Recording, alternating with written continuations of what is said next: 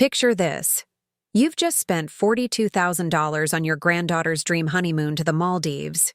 You've been planning this wedding for 18 months, covering the flowers, the photographer, even the string quartet she insisted on. And then, on the most important day, they escort you to eat your dinner alone in a storage room behind the kitchen, while her other grandmother sits at the head table wearing the family tiara you lent them. I'm Margaret Chen, and I'm 73 years old. What I'm about to tell you happened just 3 weeks ago, and it changed everything I thought I knew about family, respect, and the price of unconditional love. Before we jump back in, tell us where you're tuning in from. And if this story touches you, make sure you're subscribed, because tomorrow I've saved something extra special for you. The morning of Emma's wedding started like any grandmother's dream. I woke up at 5:30 in my penthouse apartment overlooking Central Park, carefully pressed the navy silk dress I'd chosen months ago, and arranged the pearl necklace my late husband had given me for our 50th anniversary. Today was supposed to be perfect. Today, I was going to watch my only granddaughter marry the love of her life at the Plaza Hotel in Manhattan, in a ceremony I had spent nearly $250,000 making unforgettable. Emma had been my world since she was 3 years old. Her parents, my son David and his ex-wife Rebecca, had divorced when Emma was young, and somehow I became the constant in her life. Every school play, every graduation, every heartbreak, I was there. When she got accepted to Columbia, I paid the tuition. When she wanted to study abroad in Paris, I made it happen. When she met Jonathan at a charity gala 2 years ago and said he was the one, I opened my checkbook without hesitation. The Plaza had been her dream venue since she was 15. "Grandma Maggie," she used to say, "when I get married, I want it to be just like a fairy tale, with chandeliers and marble columns and everything perfect." So when the wedding coordinator quoted me $85,000 for the venue alone, I didn't flinch. When the florist said the white orchid arrangements she wanted would cost $12,000, I signed the check. The photographer, the videographer, the cake. Everything had to be exactly as Emma envisioned. But the honeymoon was my special gift. Emma had shown me pictures of overwater bungalows in the Maldives, with glass floors where you could see tropical fish swimming beneath your feet. "It's $42,000 for 2 weeks, she'd said wistfully. "But I know it's too much."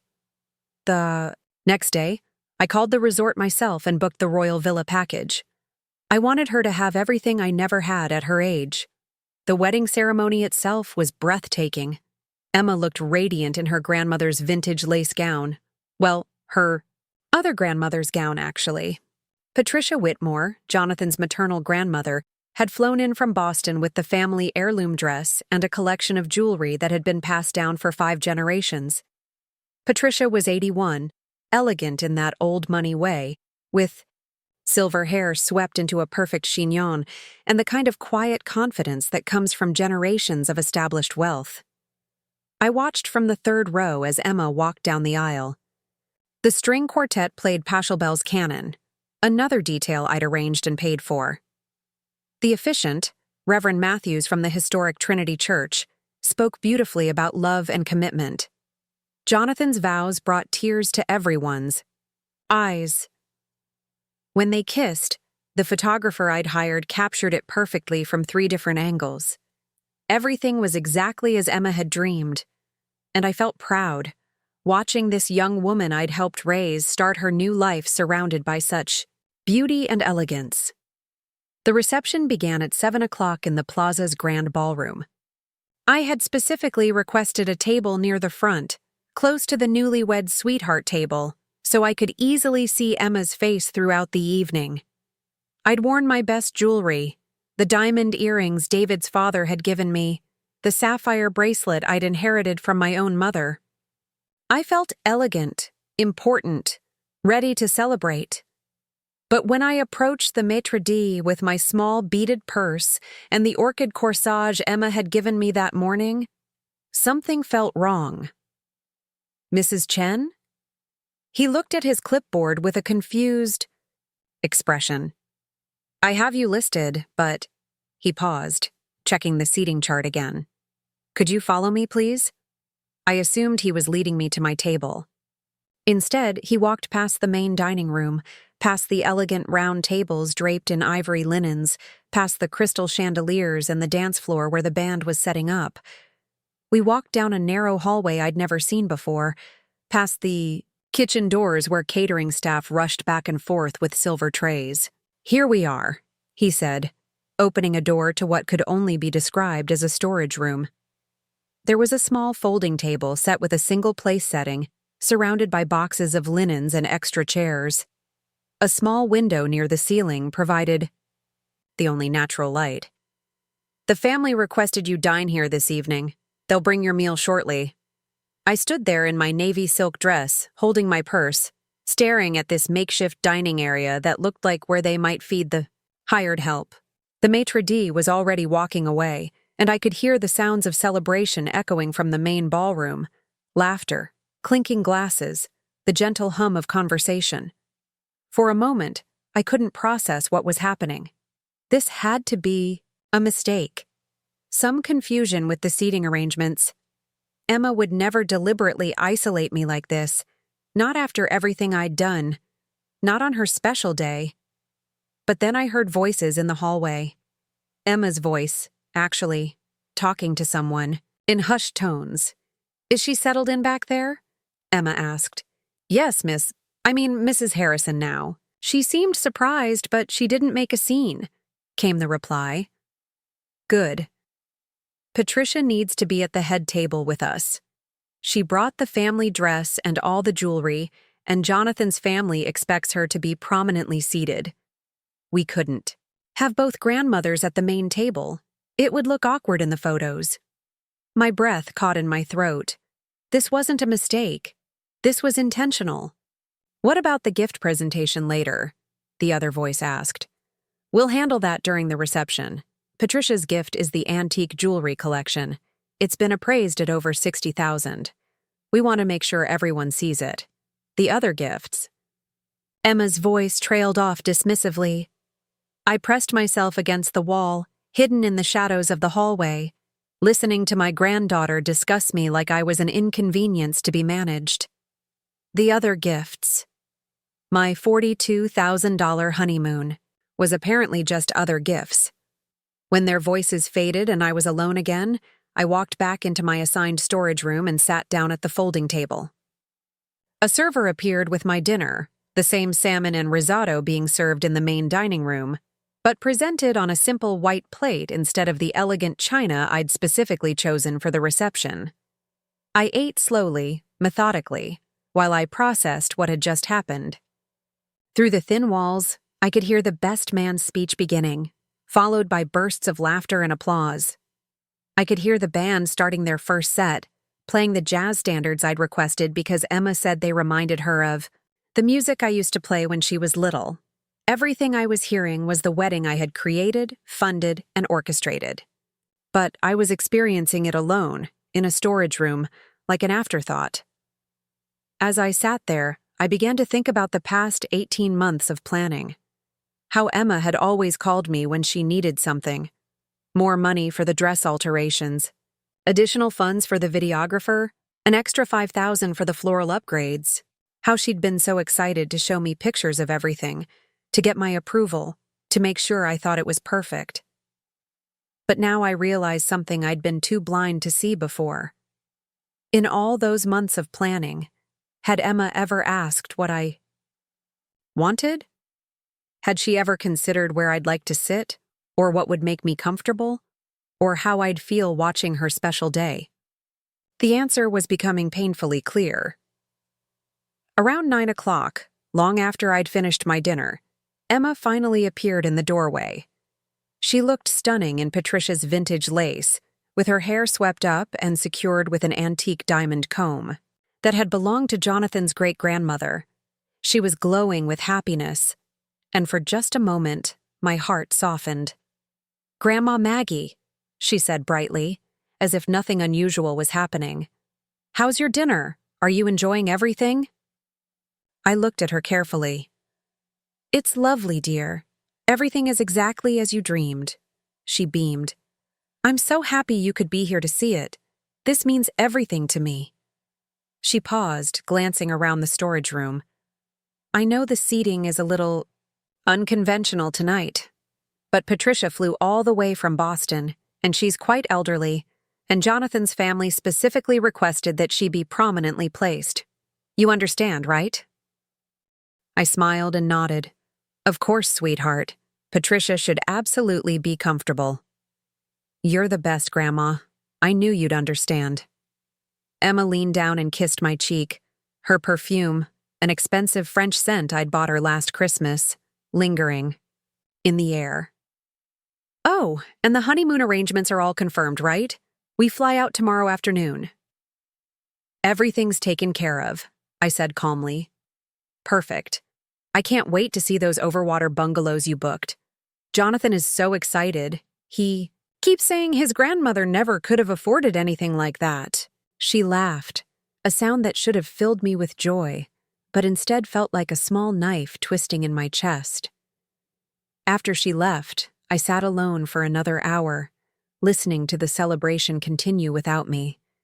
I heard the cake-cutting ceremony, the bouquet toss, the traditional anniversary dance where couples were called to the floor based on how long they'd been married. I heard the DJ announce the last dance and play The Way You Look Tonight, Frank Sinatra's version, which I'd specifically requested because it was the song David's father and I had danced to at our own wedding. Finally, around 11 o'clock, I gathered my purse and my dignity and walked out of that storage room. I took the service elevator down to the lobby, avoiding the main areas where wedding guests might still be lingering. In the marble-floored lobby of the plaza, surrounded by tourists and late-night visitors, I pulled out my phone and made a call. Hello, this is Margaret Chen. I need to cancel a reservation at the Four Seasons Resort Maldives. Booking confirmation number is... I read the numbers from the folder in my purse. Yes, I understand there are cancellation fees. That's fine. Please, process the cancellation immediately and send me written confirmation. I hung up and walked out into the New York night. The city was alive with energy, taxis honking, people laughing as they headed to bars and late-night restaurants. I felt strangely calm, almost weightless, as if I'd just set down a burden I hadn't realized I'd been carrying. Tomorrow, Emma and Jonathan would arrive at JFK Airport for their dream honeymoon, only to discover that their Royal Villa reservation had been canceled. Tomorrow, they would learn that $42,000 of generosity could disappear just as easily as respect. But tonight, I was going home to my apartment, where I was going to pour myself a glass of the good wine David's father had been, saving for a special occasion, and I was going to start planning a new kind of life. One where being someone's grandmother didn't mean being invisible. Preparing and narrating this story took us a lot of time, so if you are enjoying it, subscribe. To our channel, it means a lot to us. Now, back to the story. The morning after the wedding, I woke up in my Central Park apartment feeling remarkably clear-headed. No regrets, no second-guessing, just a strange sense of peace I hadn't felt in years. I made my usual coffee, settled, into my favorite armchair by the window, and waited. The call came at 11:47 a.m. Grandma Maggie? Emma's voice was strained, panicked. There's been some kind of mistake with our honeymoon reservation. They're saying it's been canceled, but that's impossible. You just confirmed everything yesterday. I sipped my coffee slowly. No mistake, sweetheart. I canceled it myself last night. Silence. Complete, stunned silence that stretched so long I wondered if the call had dropped. You... What? Her voice was barely a whisper. I canceled your honeymoon reservation. The full refund should process within 3 to 5 business days, minus the cancellation fees, of course. But why? What happened? Did something go wrong with the payment? I set down my coffee cup and looked out at the park, where autumn leaves were just beginning to turn gold. Nothing went wrong with the payment, Emma. Everything went exactly as you planned it. I don't understand. Now her voice was rising, taking on that sharp edge I remembered from her teenage years when she didn't get her way. We're at the airport. Our flight leaves in 4 hours. Jonathan is freaking out. His family is asking questions, and I don't know what to tell them. Tell them the truth, I said calmly. Tell them that the person who funded your honeymoon was treated like hired help at your wedding, and she decided $42,000 was too much to spend on people who sigh. Her in a storage room. Another long silence. Then, the storage room? Grandma, that wasn't personal. We had seating constraints, and Patricia needed to be visible, I interrupted. I understand that perfectly. What I don't understand is why you thought I didn't deserve the same consideration. You're being dramatic. It was just one evening, and you still got to see everything. Through a crack in the door while I ate alone surrounded by folding chairs and linen boxes, I heard her talking to someone in the background, Jonathan probably, asking what was happening. When she came back on the line, her tone had shifted from panic to something harder. Look, I'm sorry if your feelings were hurt, but this is my wedding we're talking about. The most important day of my life. And you're destroying it over where? You sat for dinner? No, Emma. You destroyed it when you decided I wasn't important enough to sit with the family I helped raise you to become part of. That's not fair. You know how complicated these situations are. Jonathan's family has certain expectations, and Patricia brought the dress and the jewelry, and I brought the money. The words came out sharper than I intended. I brought the venue, the flowers, the photographer, the band, and the honeymoon you're currently missing. But apparently, money is less valuable than antique jewelry when it comes to earning a seat at the family table. Money isn't everything, Grandma. I laughed, a sound that surprised even me. You're absolutely right, Emma. Money isn't everything. Respect is everything. Consideration is everything. Being treated like you matter is everything. And last night you made it very clear that I don't. You're twisting this whole thing around. I love you and you know that. I just had to make some difficult decisions about seating arrangements. Difficult decisions. I repeated the phrase slowly. Was it difficult to decide that Patricia deserved the head table? Or was it only difficult to figure out how to hide me somewhere I wouldn't embarrass you? That's not what happened. Then explain to me what did happen, Emma.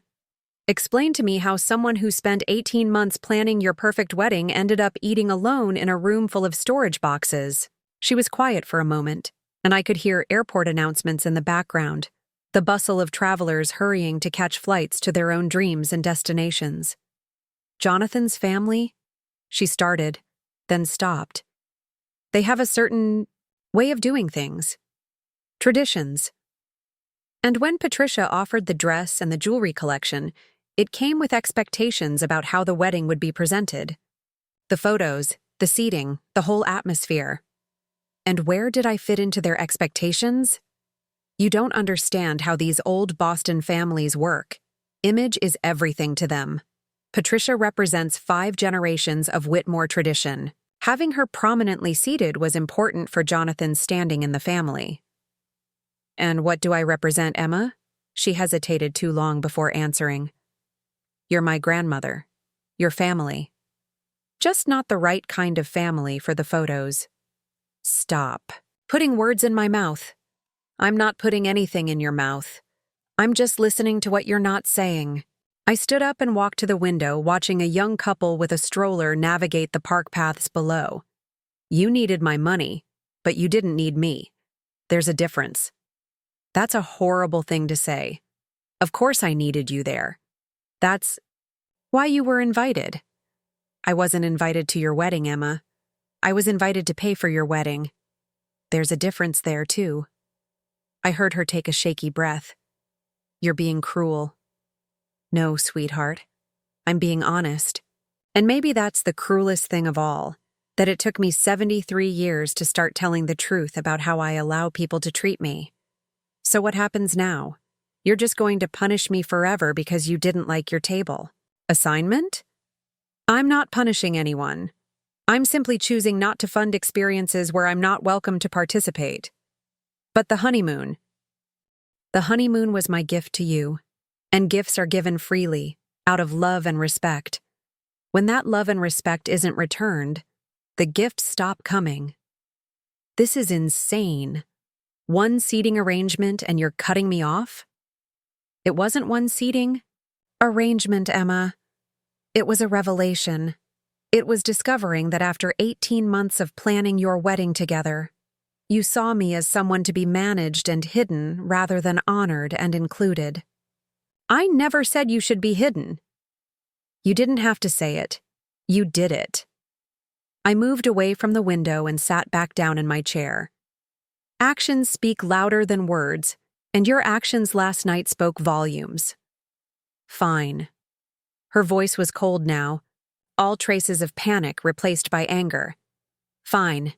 If that's how you want to play this, then we'll figure out the honeymoon ourselves. Jonathan's trust fund can cover it. I'm sure it can. And just so you know, Patricia offered to help us with the down payment on a house, so it's not like we need your money anyway. I smiled, even though she couldn't see it. I'm glad you have other options, sweetheart. That makes this much easier for both of us. You're unbelievable.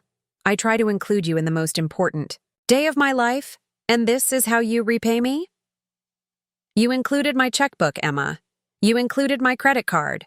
You included my bank account, but you didn't include me. Whatever. I have to go deal with this mess you created. Jonathan's family is going to think we're completely disorganized. Well, you'll have to decide what's more important, what Jonathan's family thinks, or how you treat the people who love you unconditionally. I love you too, Grandma, but you're making this impossible. No, dear. I'm making this honest, and maybe that's what's impossible. She hung up without saying goodbye. I sat in my chair for a long time after the call ended, watching the city come alive below me. Part of me felt sad. This was my granddaughter, after all, the little girl I'd raised and loved and protected. But a larger part of me felt liberated, like I'd finally stopped carrying a weight I'd been too polite to put down. Around 2 o'clock, my phone rang again. This time it was David, my son. Mom, what the hell is going on? Emma just called me crying. Saying you canceled their honeymoon? I did. Over a seating arrangement? Mom, that seems a little extreme. I closed my eyes. David had always been a peacekeeper, always looking for the middle ground that would keep everyone happy. It wasn't about the seating, David. It was about respect. Come on, Mom. You know how complicated these big weddings can be. Emma probably had a dozen different family dynamics to navigate. And apparently I was the family dynamic that was easiest to sacrifice. That's not fair. She loves you. Does she? Because love looks different than what I experienced yesterday. David sighed. Look, I wasn't there, so I don't know exactly what happened. But I do know that Emma has been planning this wedding for over a year, and you've been a huge part of that process. She talks about you all the time, about how grateful she is for everything you've done. She talks about my contributions, David. That's different from talking about me. You're splitting hairs. No, I'm recognizing patterns, and the pattern is that I'm valued for what I provide, not for who I am. That's a hell of a thing to say about your own granddaughter. It's a hell of a thing to discover about your own granddaughter. David was quiet for a moment. So what do you want? An apology? She'll apologize. Emma's proud, but she's not stupid. She knows she messed up. I don't want anything, David. That's the point. I'm tired of wanting things from people who see me as a resource instead of a person. You're being dramatic. I'm being realistic. And maybe for the first time in my life, I'm being protective of myself instead of protective of everyone else's feelings. Mom, she's your granddaughter, your only granddaughter. Are you really going to throw that relationship away over this? I'm not throwing anything away. I'm just stopping the pattern where I give everything and get taken for granted in return. But the honeymoon. The honeymoon was my choice to give, and it's my choice to take back. Emma made it very clear that she has other resources. She'll be fine. What if she isn't? What if this damages your relationship permanently? I looked out at the park again, where the same young couple was now sitting on a bench, sharing what looked like a bag of pretzels while their baby slept in the stroller. They looked content, peaceful, like they were exactly where they belonged. "David," I said slowly, "if treating me with basic respect damages our relationship, then maybe that relationship wasn't as strong as I thought it was. I think you're making a mistake." "Maybe, but it's my mistake to make." After I hung up with David, I made myself lunch and tried to imagine what Emma and Jonathan were doing at the airport. Were they rebooking flights? Calling travel agents? Asking Jonathan's trust fund managers for emergency funds? Or were they finally having a conversation about how their wedding priorities had led them to this moment? I hoped it was the latter. Because if Emma was going to learn anything from this, it wouldn't be about wedding planning or family dynamics or managing expectations. It would be about the cost of taking people for granted. And maybe, just maybe, it would be about the value of treating the people who love you like they actually matter. 3 days passed before I heard from Emma again. 3 blissfully quiet days where I rediscovered what it felt like to wake up without wondering who needed what from me. I spent Tuesday morning at the Metropolitan Museum, Wednesday afternoon getting my hair done at the salon I'd been going to for 15 years, and Thursday reading in Central Park with nothing more pressing to worry about than whether I wanted Earl Grey or chamomile tea. It was during those peaceful hours that I found myself thinking back to how Emma and I had become so close in the first place, and how, somewhere along the way, our relationship had transformed from genuine affection into something that resembled a business transaction. Emma came into my life as my salvation. I'd been 55 when David's marriage fell apart. Newly widowed myself after losing my husband Robert to a sudden heart attack. David was drowning in legal fees, custody battles, and the demands of his architectural firm. Rebecca, Emma's mother, had already moved to California with her new boyfriend, leaving David to handle everything alone. Emma was 7 years old then, confused and angry about the divorce, acting out at school and refusing to eat. David would call me at all hours, exhausted and overwhelmed. "Mom, I don't know what I'm doing wrong. She won't talk to me, won't do her homework, won't even come out of her room for dinner." So I stepped in, not because I was asked to, but because I could see that this little girl needed stability and David needed support. I started picking Emma up from school 3 days a week, helping with homework at my kitchen table, teaching her to bake cookies on Sunday afternoons. Those early years were pure magic. Emma would curl up next to me on the couch while I read her stories, her small hand tucked into mine, completely trusting and open. She'd call me every day after school just to tell me about her teacher or her friends or the stray cat she'd seen in the playground.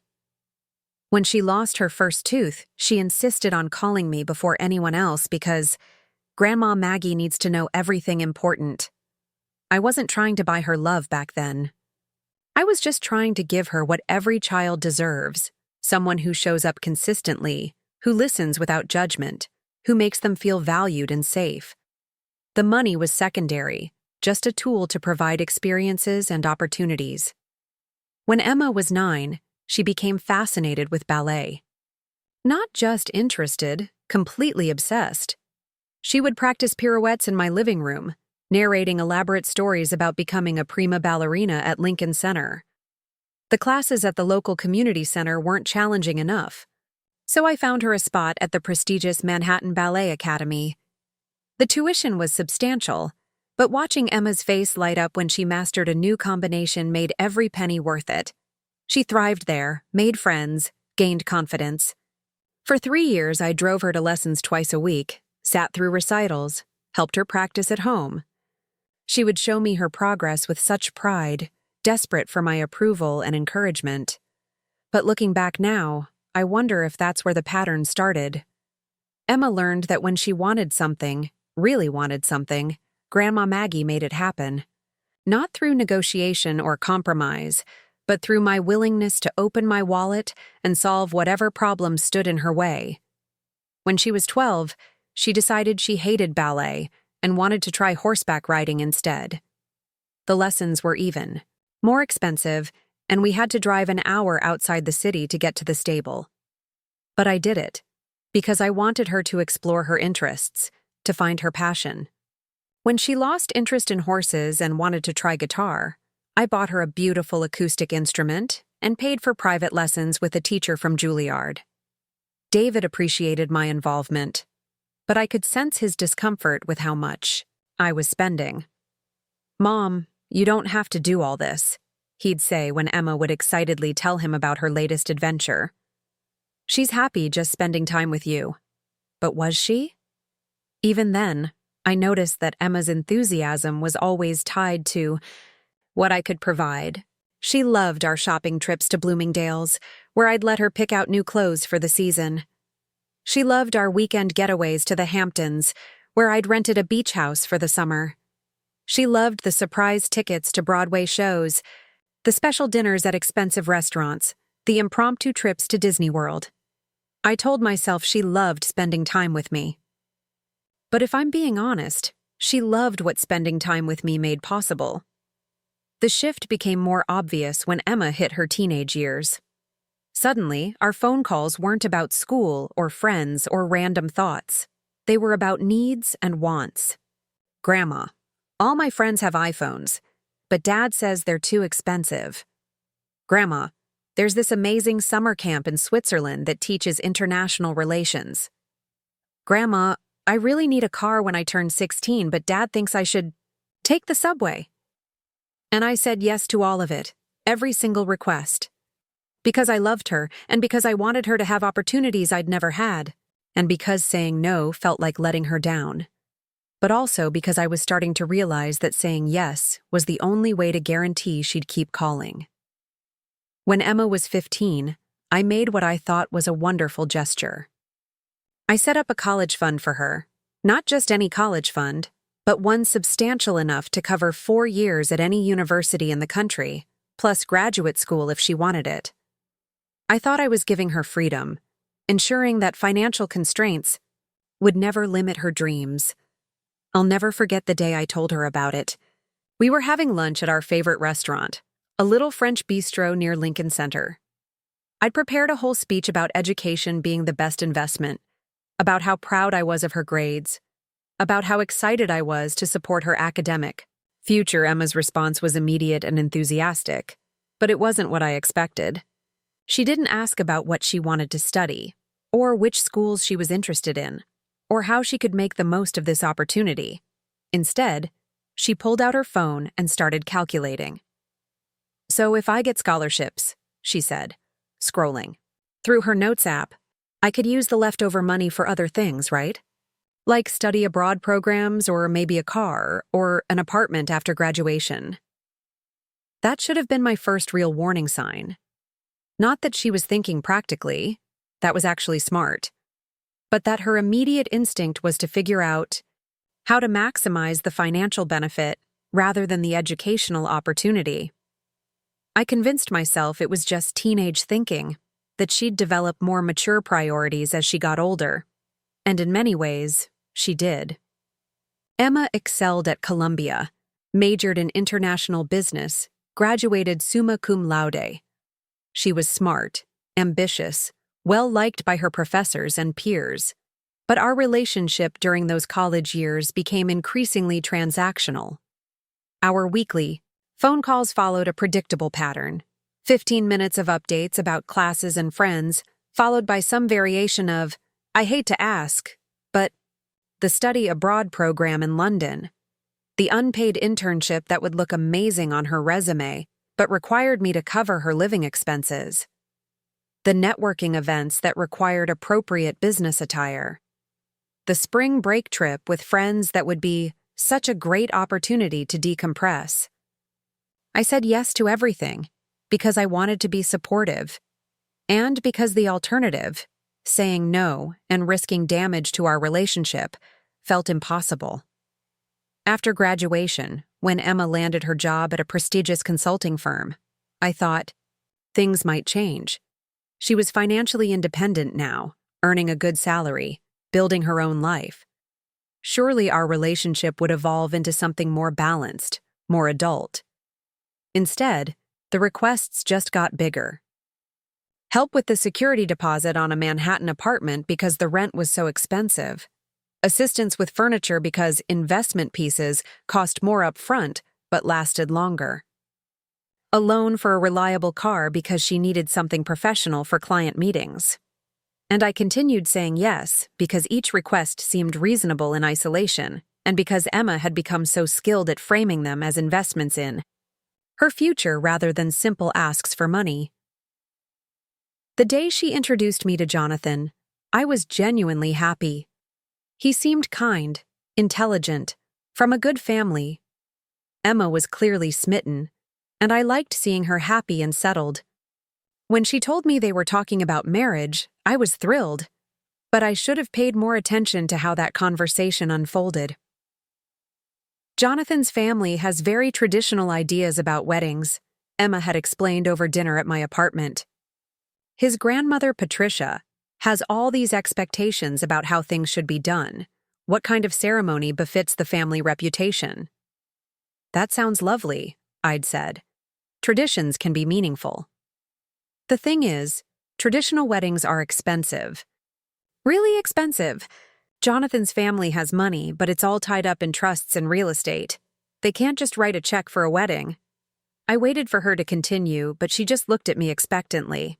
Are you asking if I'd like to help with the wedding? I finally asked. Would you?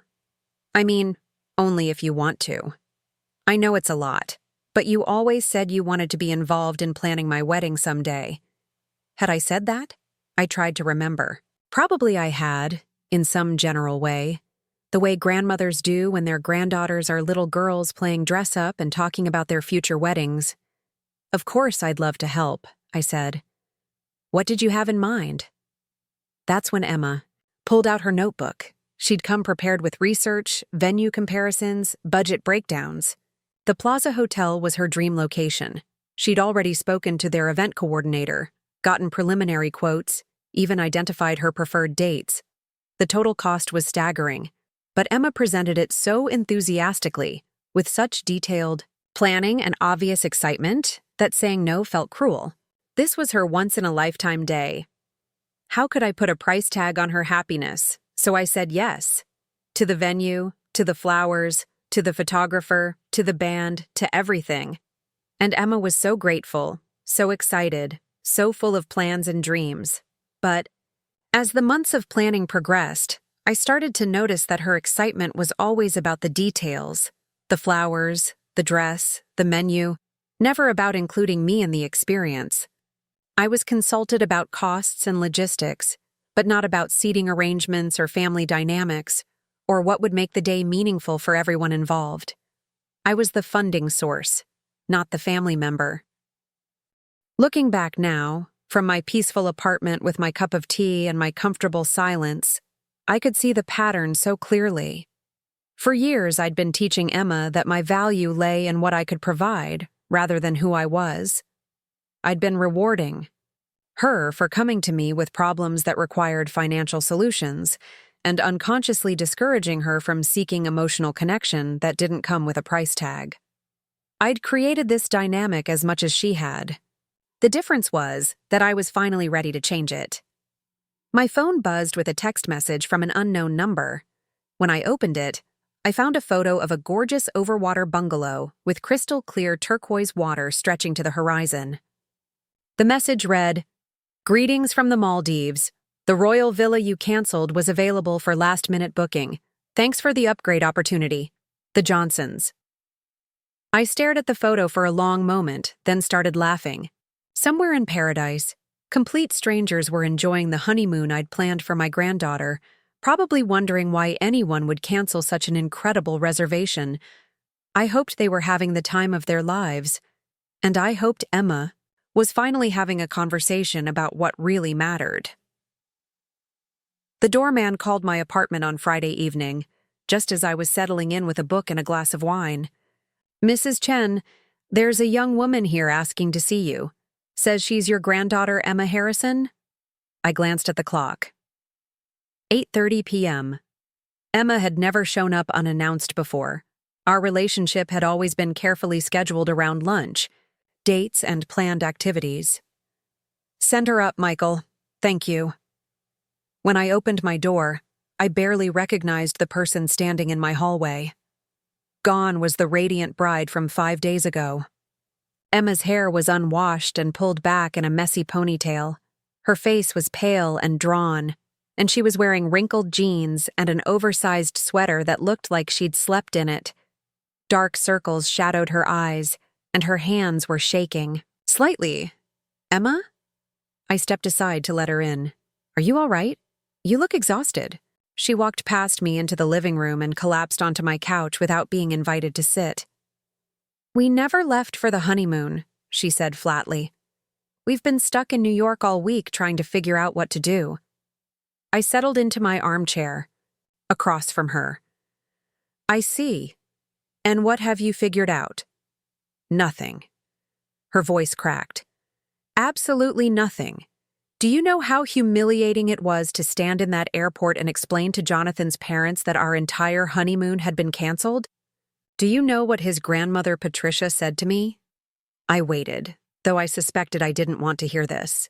She said, "Well, dear, I suppose this is what happens when you don't manage family relationships properly." Right there in front of everyone. Like I was some kind of social climber who couldn't even maintain her own connections. Emma's hands clenched into fists. And Jonathan. God, Grandma, he just stood there. He didn't defend me or try to smooth things over. He just looked embarrassed. Like I was this problem he had to solve. What did you tell them? The truth. That you canceled? It because you were upset about the seating arrangements. She looked at me accusingly. Do you know how that made me sound? Like I'm so thoughtless that I drove away my own grandmother over a dinner table? Is that an inaccurate description? Yes, it's completely unfair. I had impossible choices to make, and you're acting like I deliberately set out to hurt you. I studied her face carefully.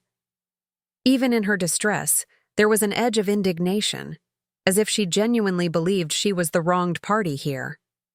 Tell me about these impossible choices, Emma. She pulled her legs up under her on the couch, suddenly looking much younger than her 25 years. You don't understand what it's like dealing with Jonathan's family. They have all these unspoken rules and expectations. Patricia has been the family matriarch for 30 years. She's the one who decides who gets included in what, who sits where, who gets acknowledged. And where did I rank in her hierarchy?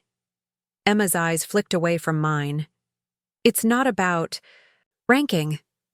It's about presentation. The wedding photos were going to be in the society pages of 3 different magazines. Patricia's friends from the Colony Club were there. The mayor's wife was invited. Everything had to look perfect. Perfect according to whom? According to the people who matter for Jonathan's career. He's trying to make partner at his law firm, and family connections matter in that world. Having Patricia prominently featured was important for his professional image. I set down my wine glass. And having me prominently featured would have damaged that image? No, that's not what I said. Then what are you saying, Emma? She was quiet for a long moment, picking at a loose thread on the couch cushion. Patricia represents old money, tradition, social standing. She went to Sarah Lawrence. She summers in the Hamptons. She knows all the right people. When she's in the family photos, it sends a message about what kind of family Jonathan is marrying into. And what message would I have sent? Emma's face flushed. It's not about you personally. Answer the question. You're new money, self-made. You worked for your wealth instead of inheriting it. And your background is... She trailed off. My background is what? Different. Your parents were immigrants. You didn't go to the right schools or belong to the right clubs. In Patricia's world, that matters. The room went very quiet. I could hear the hum of the air conditioning. the distant sound of traffic from Central Park West, my own heart beating steadily in my chest. "So you hid me," I said finally, "because I was an embarrassment to your new social circle." "I didn't hide you. I just made strategic decisions about presentation. You put me in a storage room, Emma. It was temporary, and it was just for the dinner and photos. You still got to see the ceremony and the dancing and everything important." "Everything important to whom?" She stood up abruptly and started pacing around my living room. "You're twisting my words. You're making this about things it's not about." "Then help me understand what it is about." "It's about the fact that I'm trying to build a life with someone whose family has very specific expectations, and you're sabotaging that because your feelings got hurt." "My feelings got hurt," I repeated slowly. "Is that what you think happened?" "Yes, you're punishing me for making one difficult decision on the most stressful day of my life." I stood up and walked to the window, looking out at the park where evening joggers were making their way along the familiar paths. "Emma, do you remember when you were 8 years old and you wanted to quit piano lessons?" "What does that have to do with anything?" "You'd been taking lessons for 6 months and suddenly you decided you hated it. You came to me crying, saying the teacher was mean and the music was boring and you never wanted to see another piano again." "I don't remember that." "I do. And do you know what I told you?" She stopped pacing and looked at me impatiently. "What?" "I told you that commitments matter, that when we start something we finish it with dignity, even if we decide it's not for us. We practiced together for 2 more months until your recital, and then I let you quit." "Okay." "The lesson wasn't about piano, Emma. It was about not abandoning people who have invested in you just because something becomes inconvenient." Her face hardened. "So this is about piano lessons from 20 years ago?" "This is about the fact that you spent 18 months allowing me to invest in your wedding, financially, emotionally, practically, and then when it came time to honor that investment with basic respect, you decided I was inconvenient. That's not what happened." "Then, tell me what happened. Tell me why the woman who paid for your venue, your flowers, your photographer, your honeymoon, didn't earn a seat at the family table." Emma's voice rose to nearly a shout. "Because Jonathan's family wouldn't have understood. Because in their world, money doesn't automatically buy you status. Because Patricia has been planning this kind of wedding her whole life, and she knows how these things are supposed to work." "And how are they supposed to work?" "The bride's family hosts. The groom's family is honored as guests. The most distinguished family members are prominently seated. The photos reflect the social standing of both families appropriately. Appropriately, according to Patricia. According to tradition. According to the way these things have always been done." I turned away from the window to face her fully. "And where do the people who actually love you fit into this tradition?" "You do love me. That's why you should understand that I was trying to protect you." "Protect me from what?" "From being uncomfortable. From being in a situation where you didn't fit in. From having to make conversation with people who wouldn't appreciate you the way I do." The words hung in the air between us like a slap. Emma's eyes widened as she realized what she'd just said, but it was too late to take it back. "People who wouldn't appreciate me," I said quietly. I didn't mean it like that. People like Patricia and her friends from the Colony Club. Grandma, please. People who would look at me and see exactly what you see. New money, wrong background, not quite good enough for the family photos. Stop putting words in my mouth. I'm not putting anything in your mouth, Emma. I'm just listening to what's coming out of it." She sank back down onto the couch, suddenly deflated. "You don't understand the pressure I was under. Jonathan's parents spent 6 months planning this wedding with Patricia. Every detail was scrutinized. Every guest list was analyzed. I couldn't just ignore their input. But you could ignore mine. You didn't have input. You just paid for things." The silence that followed was so complete I could hear my neighbor's television through the wall. "I just paid for things," I repeated. Emma's face went white as she realized what she'd said. No, that's not what I meant. That's exactly what you meant. And that's exactly what I was to you. Not a family member with opinions and feelings and the right to be included, but a payment source to be managed. That's not true. Then why didn't you ask me what I wanted? In 18 months of planning, why didn't you once ask me where I'd like to sit, or what would make me comfortable, or how I envisioned celebrating your wedding? She opened her mouth and then closed it again. Because it never occurred to you that I might have preferences, I continued. Because you saw me as someone who should be grateful to be included at all, in whatever capacity you deemed appropriate. I was grateful. I am grateful. Everything you did made the wedding possible. The wedding, yes, but not the family celebration. Those are two different things, Emma. She buried her face in her hands. I don't know how to fix this. I don't know what you want from me.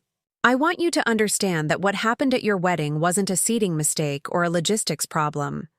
It was a choice you made about what kind of person deserves respect and what kind of person doesn't. That's not fair.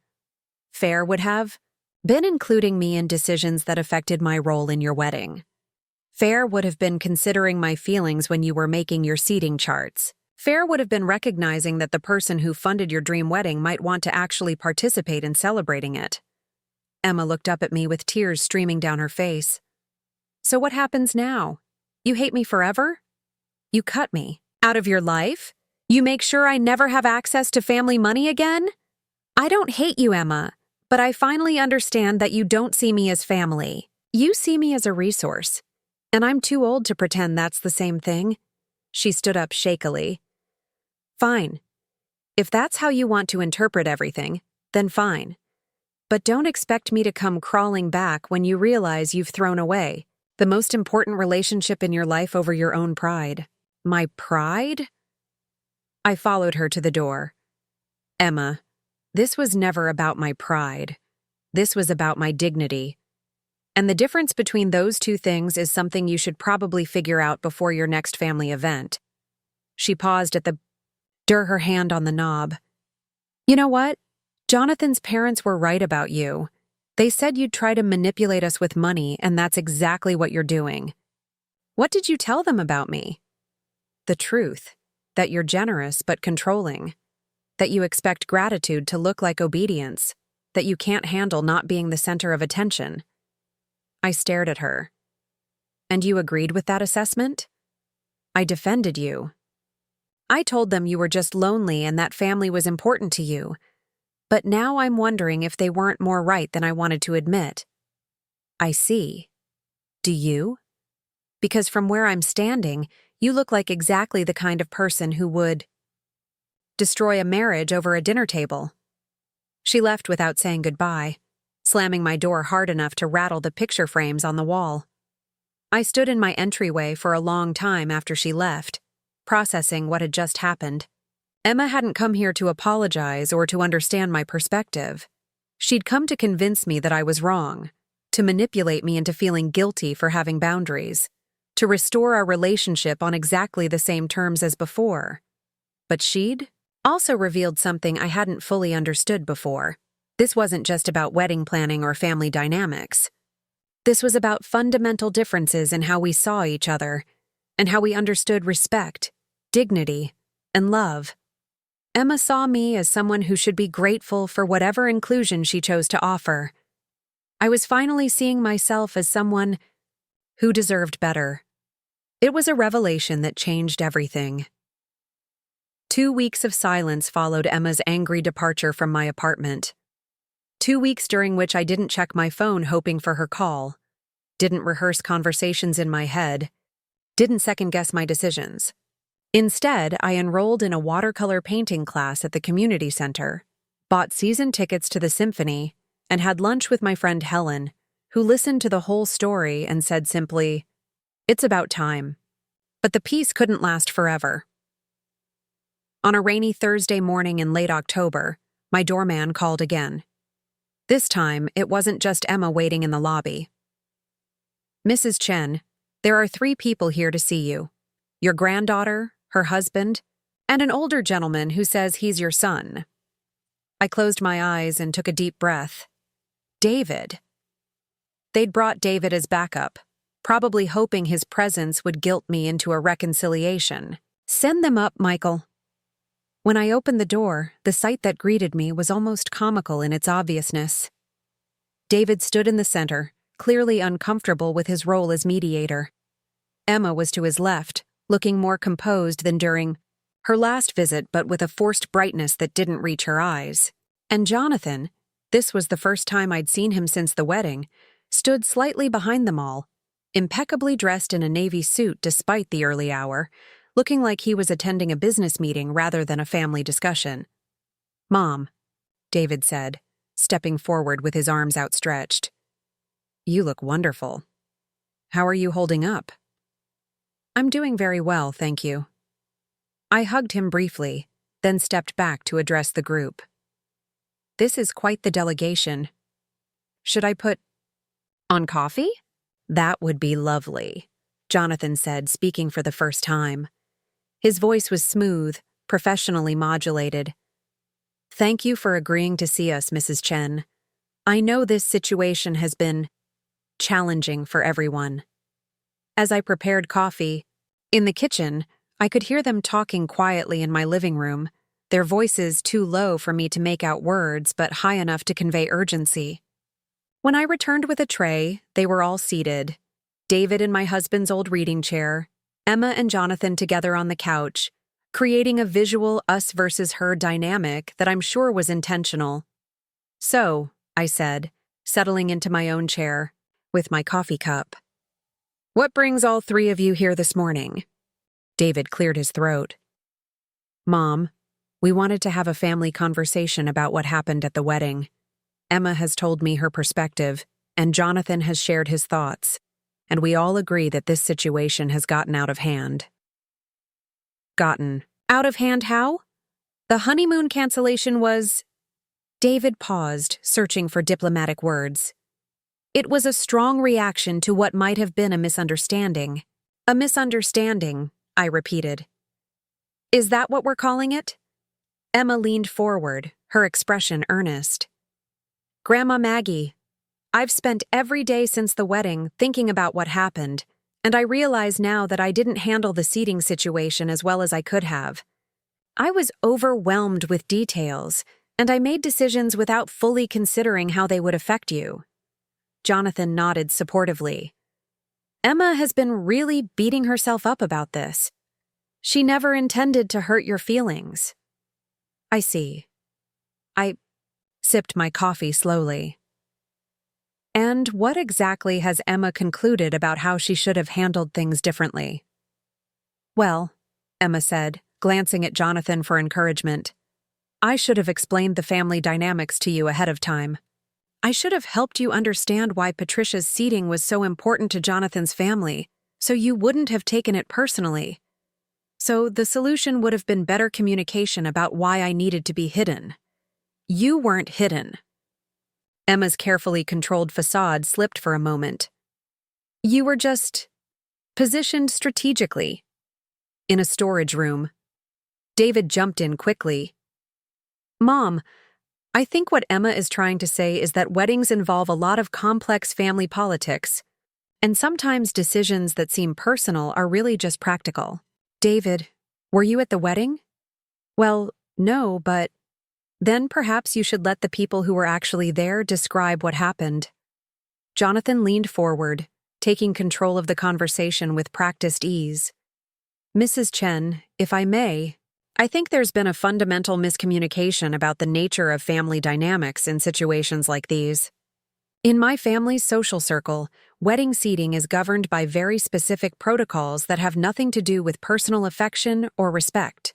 Protocols such as age and family lineage, primarily. Patricia, as the eldest family member and the representative of the Whitmore legacy, needed to be prominently positioned for photographs and social recognition. It's simply how these events are structured in our community." I set down my coffee cup.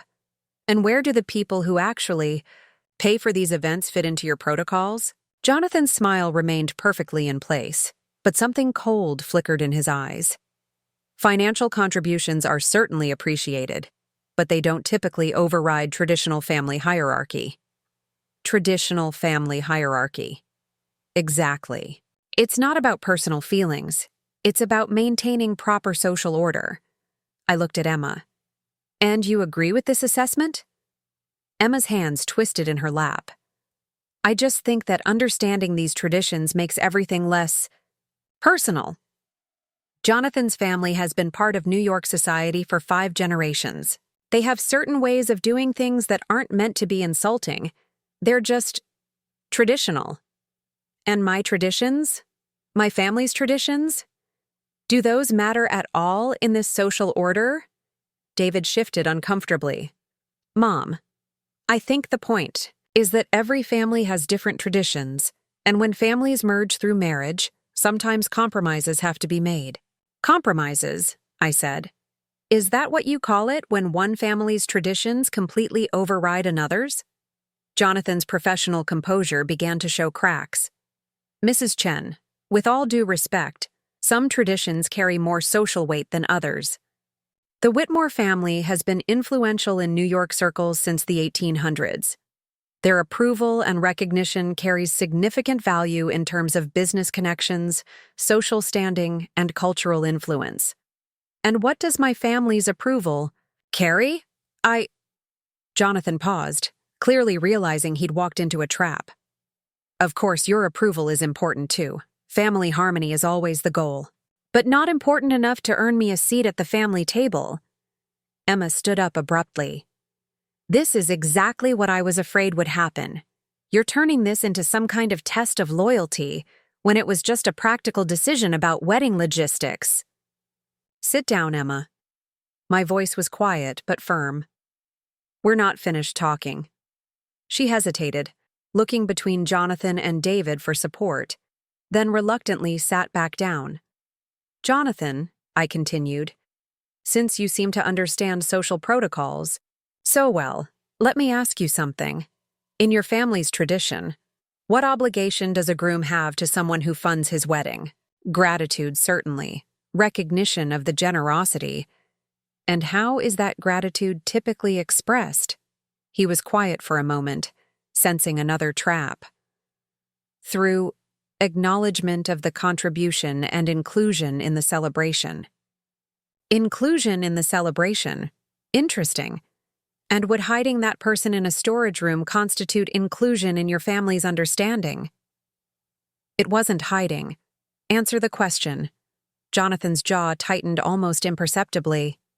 No, that would not constitute proper inclusion. So by your own family's standards, Emma failed to meet her obligations to me. It's more complicated than that. Is it? Because from where I'm sitting, it seems quite simple. Your family's traditions demand respect for financial contributors. And yet, when I contributed $250,000 to your wedding, I was treated like an embarrassment to be managed rather than a family member to be honored. David tried to intervene again. Mom, I think everyone agrees that the seating could have been handled better. Do they? Because what I'm hearing is a lot of justification for why it was appropriate to treat me as less important than Patricia, followed by surprise that I didn't gracefully accept that treatment. Emma's composure finally cracked completely. What do you want from us? An apology? Fine, I'm sorry. I'm sorry the seating wasn't perfect. I'm sorry you felt overlooked. I'm sorry the whole day wasn't exactly what you expected. What did I expect? Emma? I don't know. To be treated like you were more important than everyone else? To have everyone focus on you instead of the bride and groom? To turn my wedding into some kind of tribute to your generosity? The room went dead silent. Is that really what you think? I asked quietly. That I wanted to be more important than the bride and groom? Emma's face flushed. I don't know what you wanted. You never said what you wanted. You just paid for things and then got angry when we didn't read your mind about expectations. Jonathan put a warning hand on her arm, but she shook him off, and honestly? Yes, I think you did want to be the center of attention. I think you wanted everyone to know how much you'd spent and how generous you were, and how grateful we should all be. And when that didn't happen, you decided to punish us. I stood up slowly. I wanted to sit with my family, Emma. That's all. I wanted to be included in celebrating the granddaughter I helped raise, in the wedding I helped plan, with the people I love. I didn't want attention or recognition or gratitude. I just wanted to belong. You did belong. You were invited. You were included. I was hired help with a place setting. David finally found his voice. Mom, surely we can find some middle ground here. Emma has apologized. They understand your perspective now, and everyone wants to move forward. I looked at my son, my kind, well-meaning son who had spent his whole life trying to keep everyone happy and avoid conflict. David, what would you have done if Rebecca had put me in a storage room at your wedding? That's different. How is it different? Because... He trailed off, unable to find a distinction that made sense. Because you saw me as your mother, not as your funding source. Jonathan stood up, his patience finally exhausted. Mrs. Chen, I think we need to be practical here. Emma and I are married now. We're going to be part of your family for the rest of our lives. Holding grudges over wedding seating arrangements seems counterproductive for everyone involved. You're absolutely right, I said. Holding grudges is counterproductive. That's why I'm not holding one. They all looked confused. I'm not angry with any of you, I continued. I'm not seeking revenge or trying to punish anyone. I'm simply accepting the reality of what our relationship actually is and adjusting my behavior accordingly. What does that mean? Emma asked, though her voice suggested she already knew she wouldn't like the answer. It means I understand now that you see me as a resource to be managed rather than a person to be respected. And I'm choosing not to be that resource anymore. So you're cutting us off, Jonathan said bluntly. I'm setting appropriate boundaries. There's a difference. Emma's eyes filled with tears. Grandma, please. I know I made mistakes, but I love you. We can work this out. I promise things will be different. How will they be different? I'll make sure you're included in everything. I'll ask your opinion about family decisions. I'll make sure you feel valued and respected. Because you want to, or because you need my money? The question hung in the air like a challenge. Because I love you, Emma said, but her voice lacked conviction. Emma, what's the first major expense you and Jonathan will face as a married couple? She looked confused by the change of subject. Probably a house down payment, eventually. And what's your plan for funding that down payment? We're exploring our options. Which options? Jonathan answered for her. My trust fund won't be accessible until I turn 30, and our combined salaries won't support the kind of mortgage we'd need for Manhattan real estate. So you'll need financial assistance. We're hoping family might be willing to help, Emma said carefully. Which family? Well, both families, ideally. I nodded slowly. And if I weren't in a position to help financially, how often do you think we'd see each other? That's not fair. That's not what this is about. Answer the question, Emma. She was quiet for a long moment. I don't know, she finally whispered. I do, I said gently. And that's why this conversation is pointless. You're not here because you miss me or because you've learned something about respect and family relationships. You're here because you need to restore access to my bank account. David started to protest, but I held up my hand. The difference is, I finally understand that. And I'm finally okay with letting you figure out your adult lives without my financial intervention. Emma burst into tears. You're destroying our family over pride. No, sweetheart. I'm finally accepting that we were never really a family in the first place.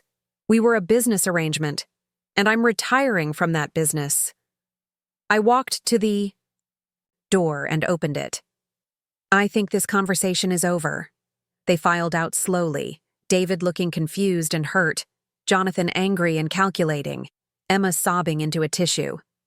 As the door closed behind them, I realized I felt lighter than I had in years.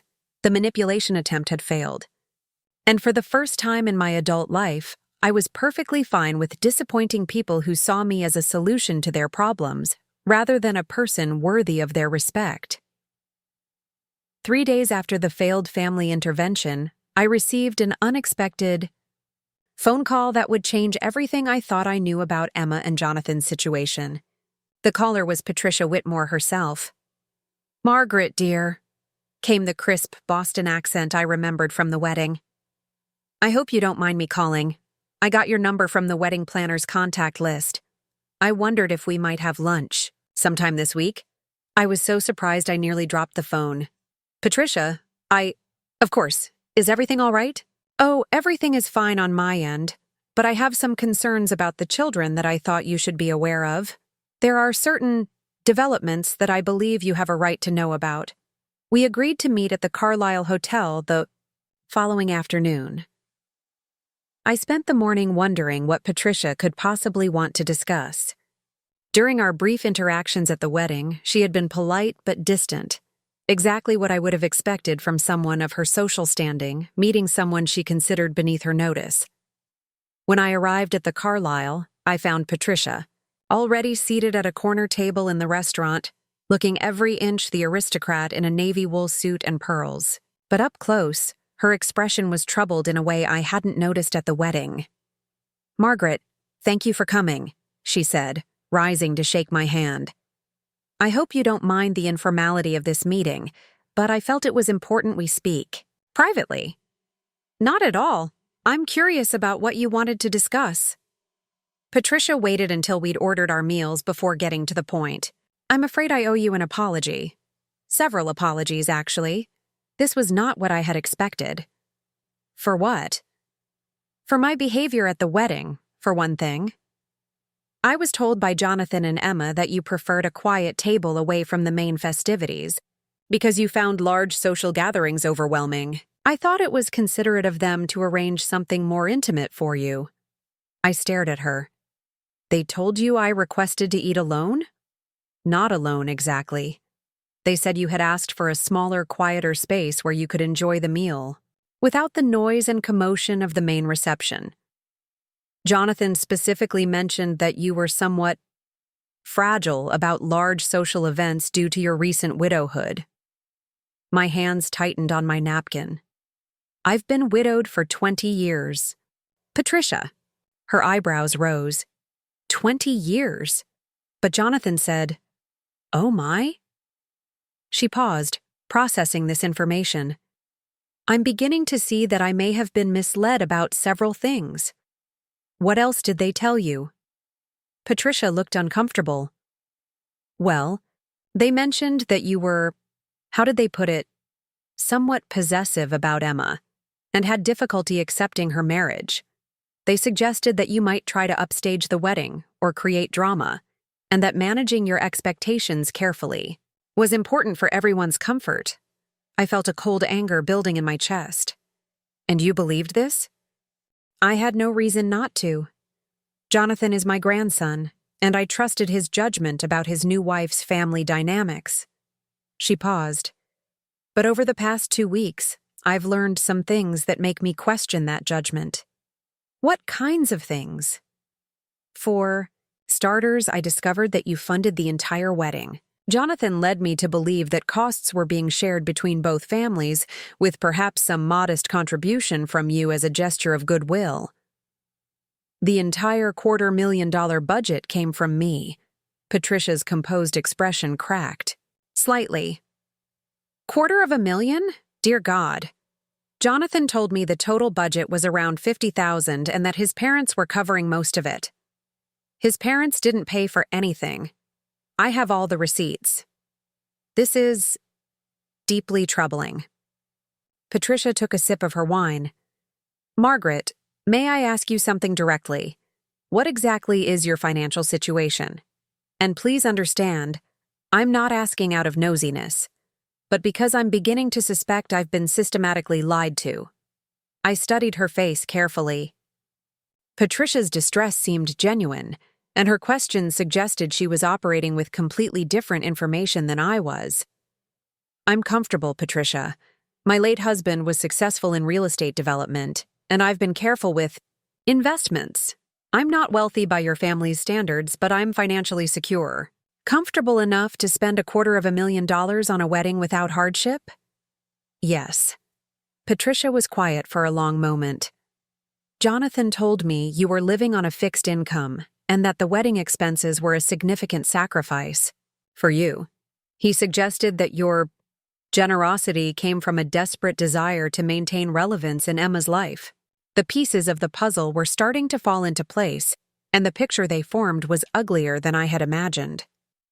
"Patricia, what exactly has Jonathan told you about his own financial situation?" "That he's building his career at a prestigious law firm, that his trust fund will provide security once he reaches 30, and that he and Emma are living modestly while establishing themselves professionally." "And Emma? What did they tell you about her background and finances?" "That she comes from a middle-class family, that her father is a struggling architect, and that she's worked hard to achieve her education and career success despite limited family resources." I reached into my purse and pulled out my phone. "Patricia, I'm going to show you something, but I need you to promise me you'll keep this conversation confidential until we both understand what's really happening here." She nodded. I pulled up Emma's Instagram account and handed Patricia the phone. "This is Emma's social media from the past 6 months. Notice the dates and locations." Patricia scrolled through the photos, her expression growing more confused with each image. "She's in Paris here. And this looks like a very expensive restaurant in Milan. And this appears to be a luxury resort in Turks and Caicos. All trips I funded, under the guise of helping her expand her cultural horizons and build international business connections." "When was this?" "The Paris trip was in March, Milan in June, Turks and Caicos in August, all within the 6 months before the wedding, while they were supposedly saving money and living modestly." Patricia continued scrolling. "These clothes, this jewelry. Margaret, these are not the possessions of someone living on a modest budget. No, they're not. And here's something else." I took back the phone and pulled up another set of photos. These are from Jonathan's social media accounts during the same period. The images showed Jonathan at exclusive golf clubs, expensive wine, tastings, and what appeared to be a weekend in the Hamptons at a resort that cost several $1,000s per night. "Patricia, I need to ask you something, and I hope you'll be honest with me. How much money does Jonathan actually have access to right now?" She set down her wine glass. "Truthfully, very little. His trust fund is substantial, but it's completely locked until his 30th birthday, which is still 3 years away. His salary at the law firm is respectable but not extravagant. He should be living quite modestly." "Then how was he funding these trips and experiences?"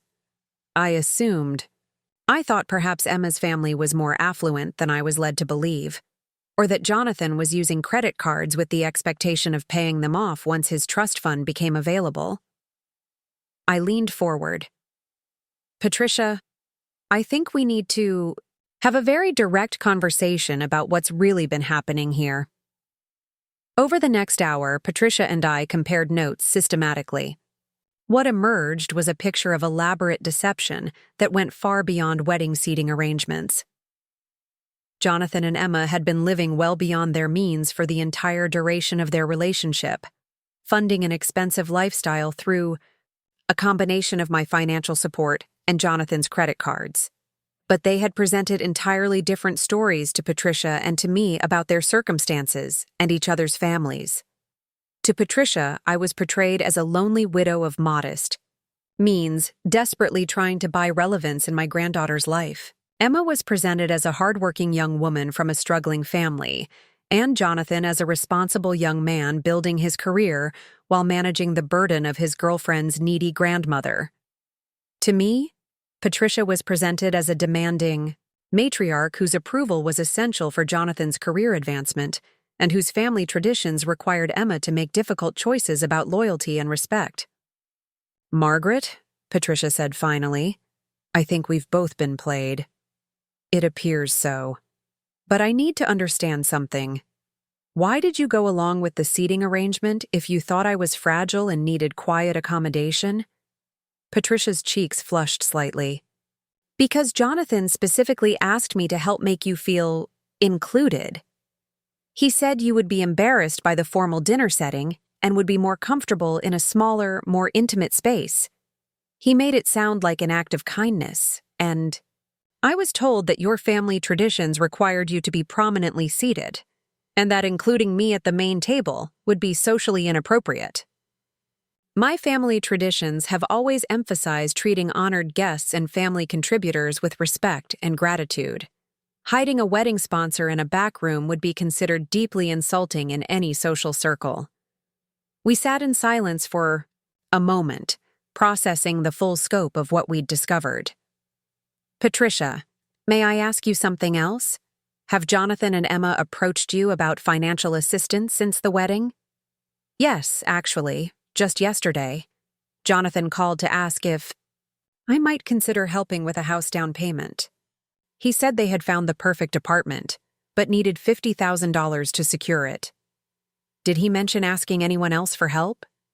"He specifically said they couldn't ask Emma's family because you had already sacrificed so much for the wedding, and they didn't want to burden you further." I laughed, but it wasn't a pleasant sound. "How considerate of them." "Margaret, what exactly happened with their honeymoon?" "Jonathan told me there was some kind of booking error that couldn't be resolved. I canceled it. After I spent the evening eating alone in a storage room, I decided $42,000 was too much to spend on people who treated me like an inconvenience." Patricia's eyes widened. $42,000? For a honeymoon? The Royal Villa. Package at the Four Seasons Maldives. 2 weeks, all-inclusive. And they told me the honeymoon was a modest trip to Napa Valley that had to be canceled due to work commitments.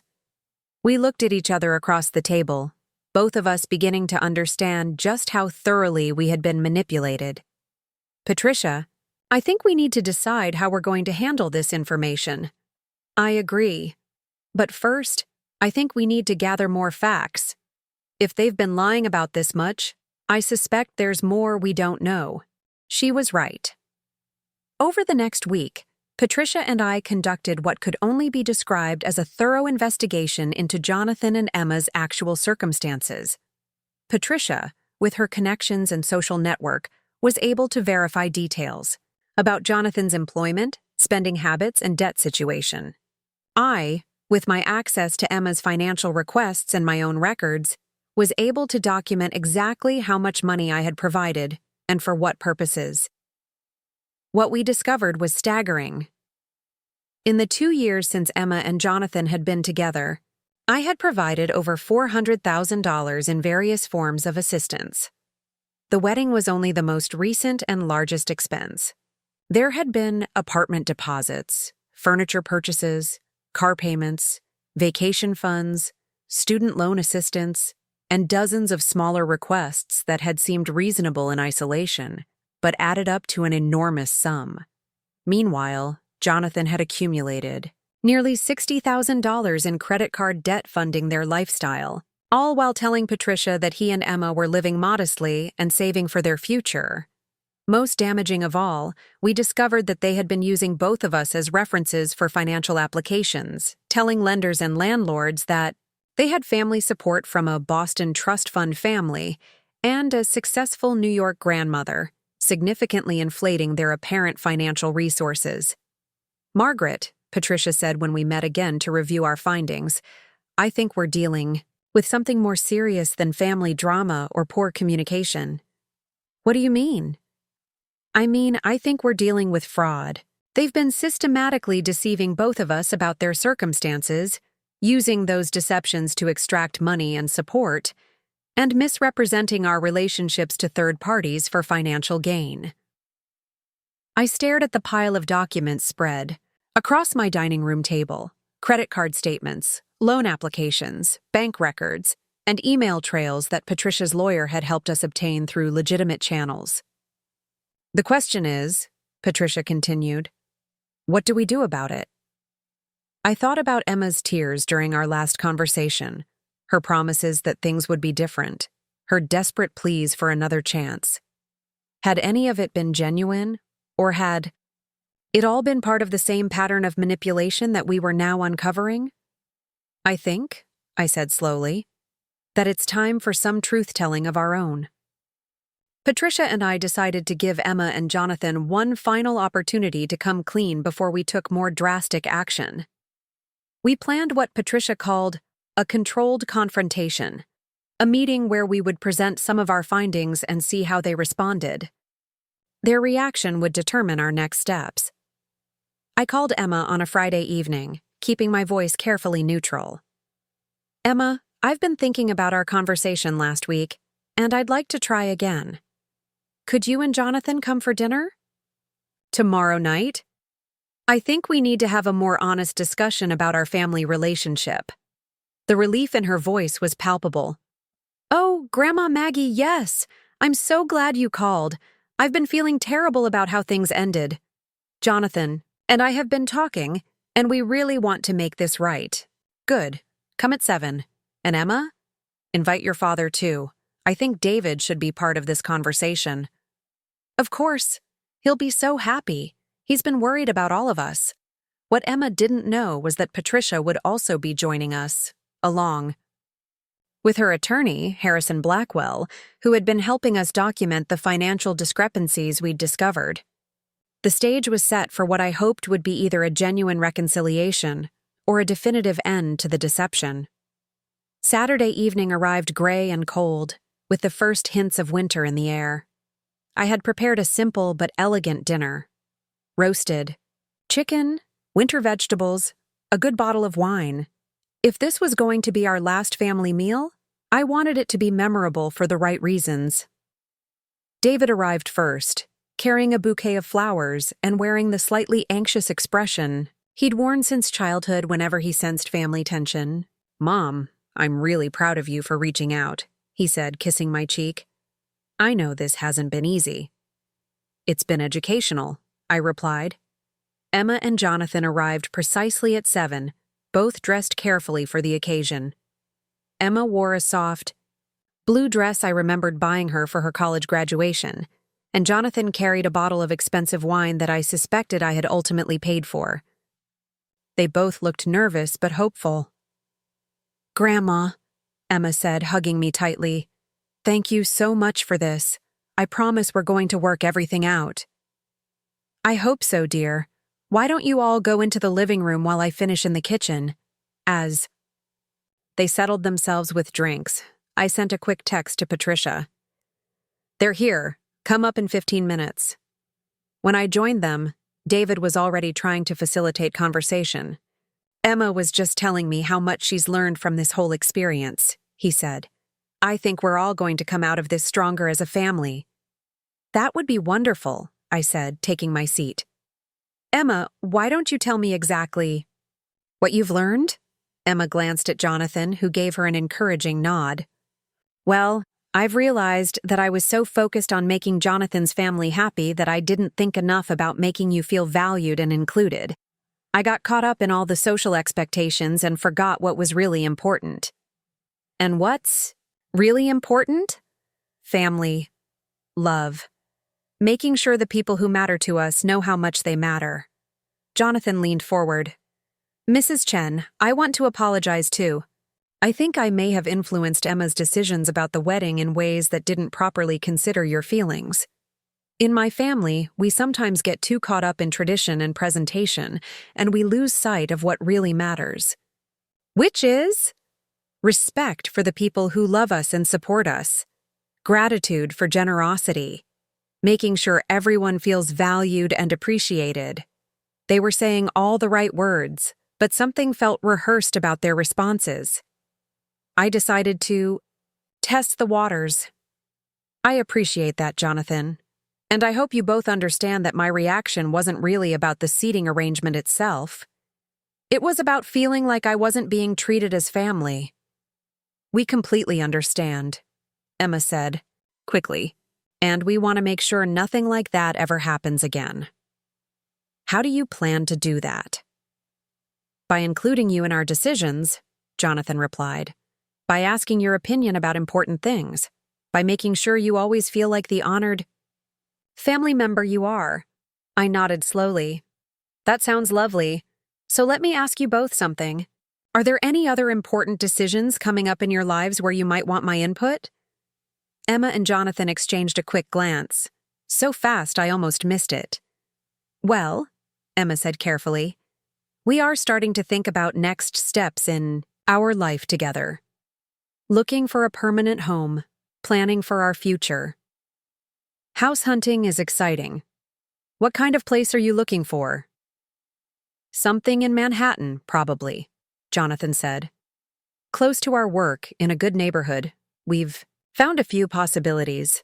And how are you planning to finance a Manhattan apartment? Another quick glance between them. We're exploring our options, Emma said. Between our salaries and Jonathan's trust fund, we should be able to manage something modest. David jumped in enthusiastically. A Manhattan apartment is a great investment. Real estate there just keeps appreciating. Absolutely, I agreed. Though I imagine the down payments are substantial. What kind of numbers are you looking at? We're still figuring that out, Jonathan said. The market is competitive, so we want to be prepared for various scenarios. This was the moment.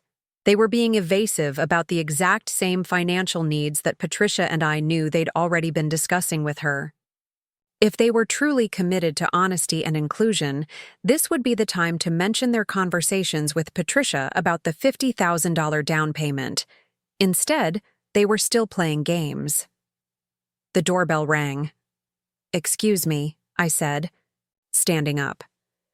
I believe that's our other dinner guest. Other guest? Emma looked confused. I thought it was just family tonight. It is family, I said, walking to the door. Extended family. I opened the door to find Patricia standing there with Harrison Blackwell, both of them looking grim but determined. Patricia! Emma's voice was high with surprise as they entered the living room. What are you doing here? I invited her, I said calmly. Patricia and I have been having some very interesting conversations over the past week, and we thought it would be beneficial to include her in our family discussion. Jonathan was on his feet immediately, his professional composure slipping. Grandmother, this is unexpected. I'm not sure this is the right time. Actually, Jonathan, Patricia said coolly, I think this is exactly the right time. Please, everyone sit down. We have some things to discuss. Harrison positioned himself near the window with a briefcase, while Patricia took the remaining chair. The temperature in the room seemed to drop 10 degrees. David looked completely bewildered. I'm sorry, I don't understand what's happening here. What's happening, I said, is that Patricia and I have discovered some very troubling inconsistencies in the stories we've been told about our family members' circumstances and behavior. Emma's face went pale. What kind of inconsistencies? Patricia opened her purse and removed a manila folder. Emma, dear, would you like to explain to your grandmother why you told me she was a lonely widow on a fixed income who was desperately trying to buy your affection? The silence that followed was deafening. Or perhaps, Jonathan, Patricia continued, you'd like to explain why you told Margaret that my family's social traditions required her to be hidden from view, while simultaneously telling me that she had requested quiet accommodation due to her fragile emotional state? Jonathan's face had gone ashen. Grandmother, I think there may have been some misunderstandings. Misunderstandings, Harrison spoke for the first time, his voice crisp and professional. Mr. Harrison, are you claiming that using your grandmother and Mrs. Chen as credit references without their knowledge was a misunderstanding? Emma stood up shakily. I don't know what's happening here, but this feels like some kind of ambush. Sit down, Emma, I said firmly. We're going to finish this conversation. Patricia, Jonathan tried again. Whatever Margaret has told you.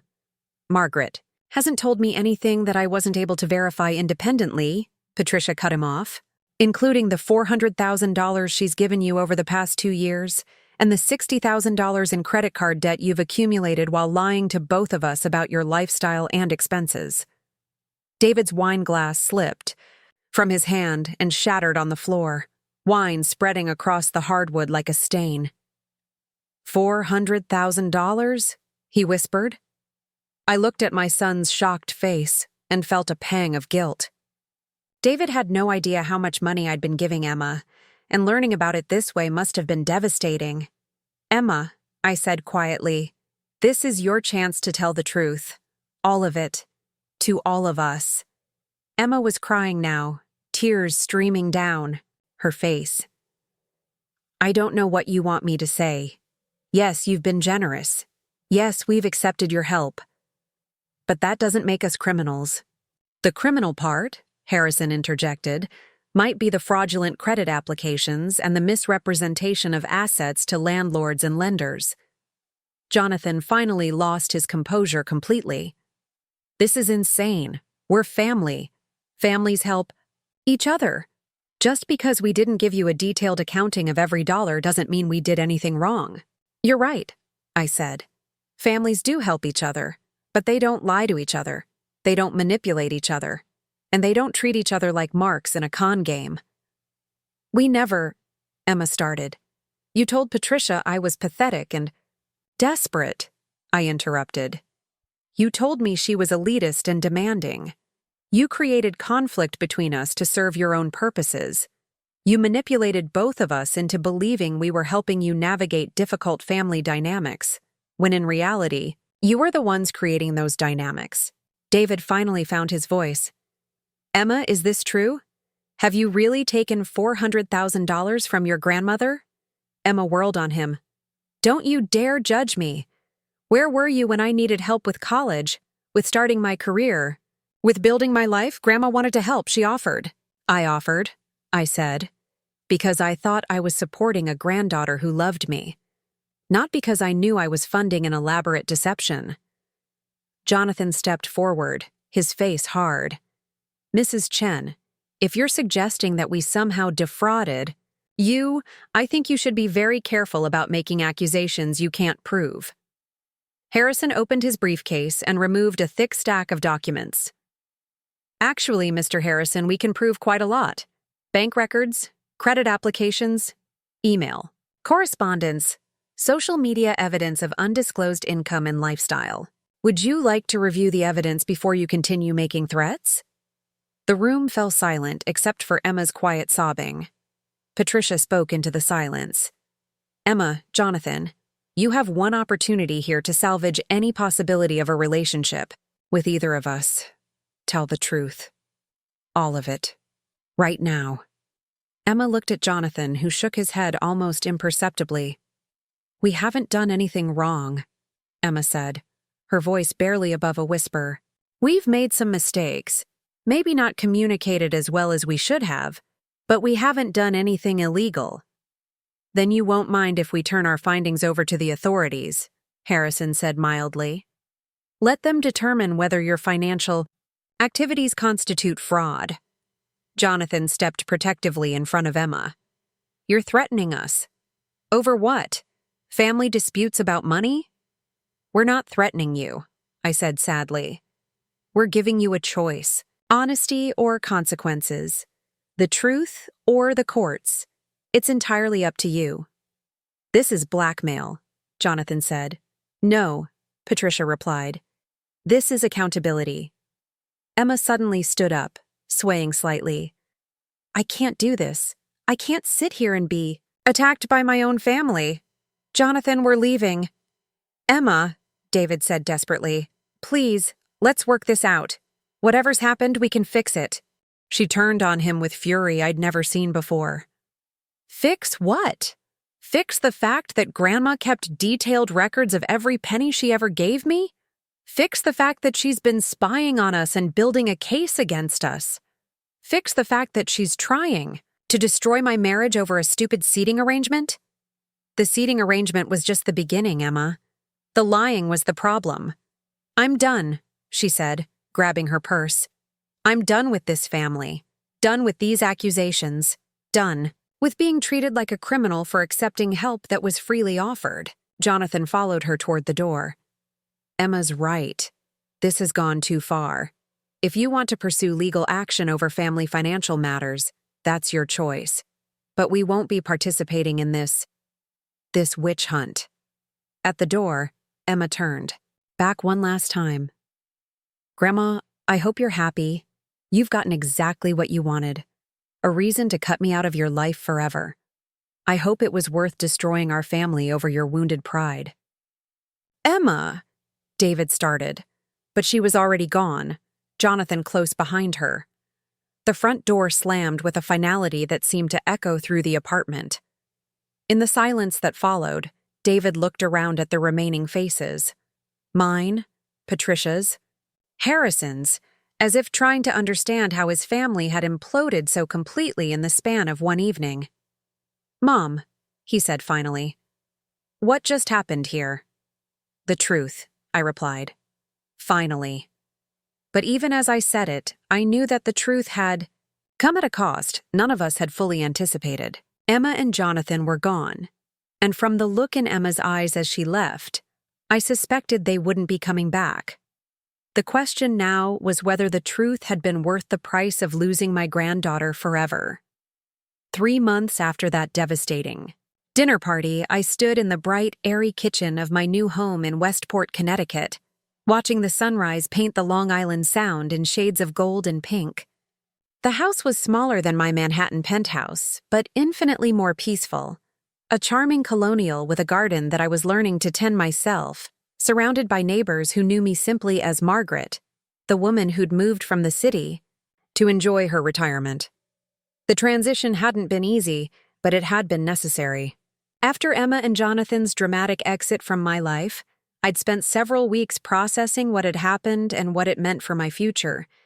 David had been supportive but confused, torn between loyalty to his daughter and the undeniable evidence of her deception.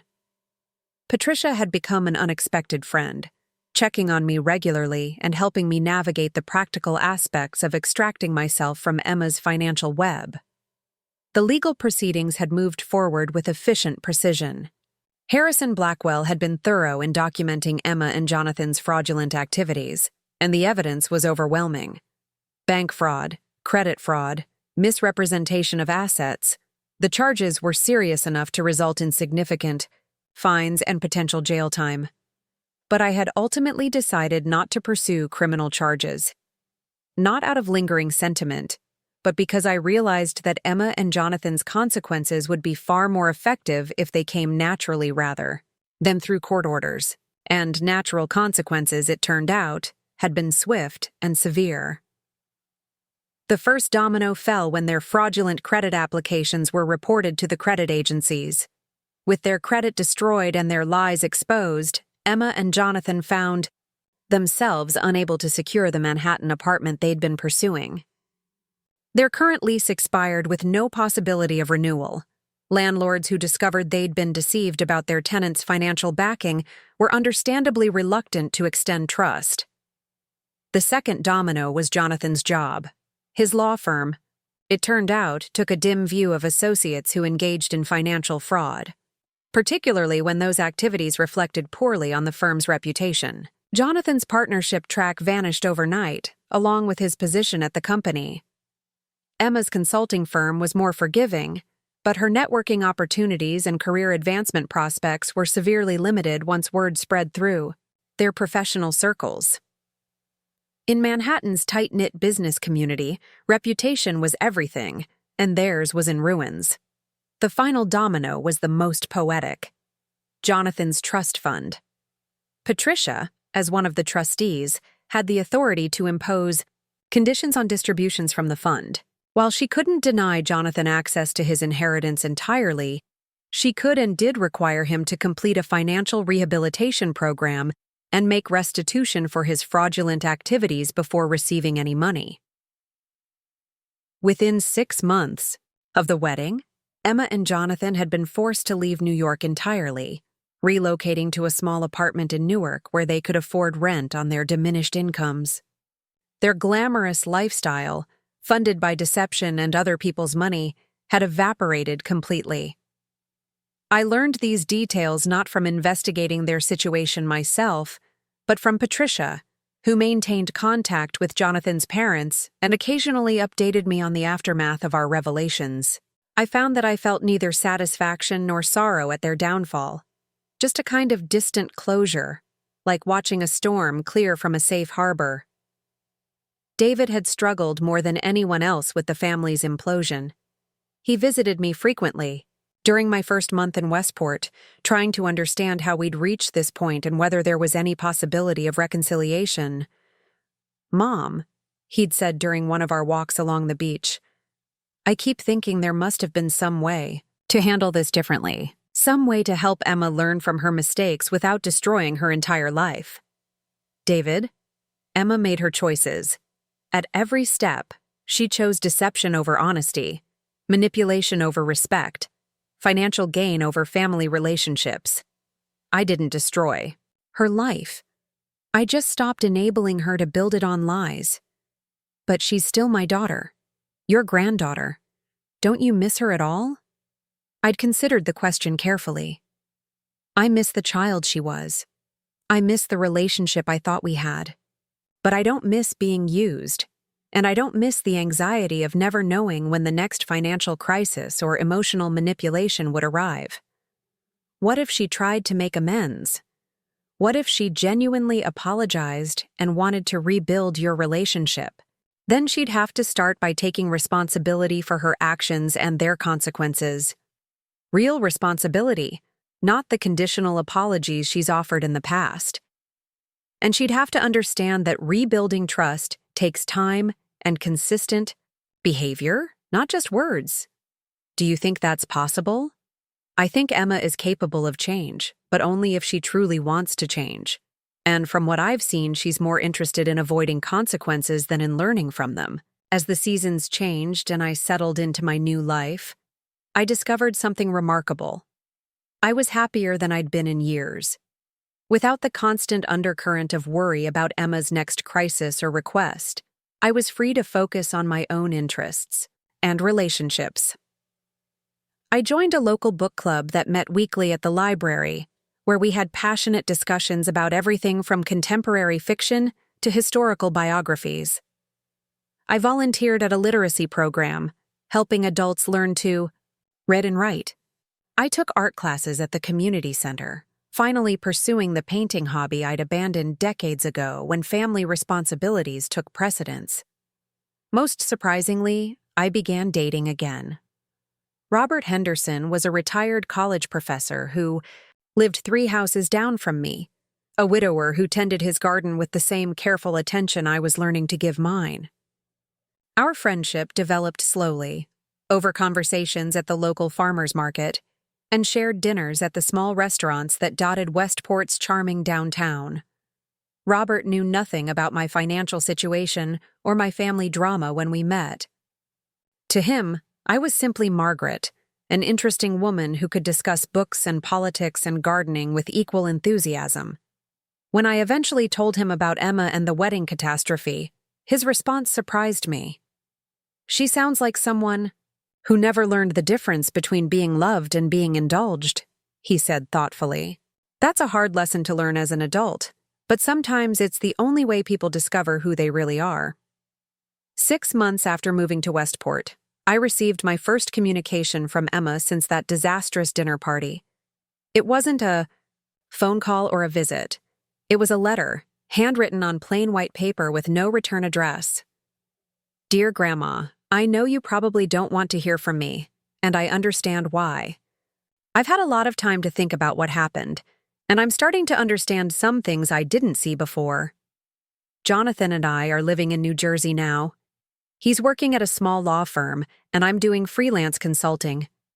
We don't have much, but we're managing on our own. No credit cards, no loans, no help from family. It's hard, but it's honest. I want you to know that I never meant to hurt you. I know that's probably hard to believe given everything that happened, but it's true. I got caught up in trying to fit into Jonathan's world, and I lost sight of what really mattered. I lost sight of you.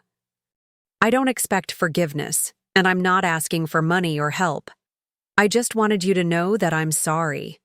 Really, truly sorry. Not because I got caught or because there were consequences, but because I hurt someone who loved me.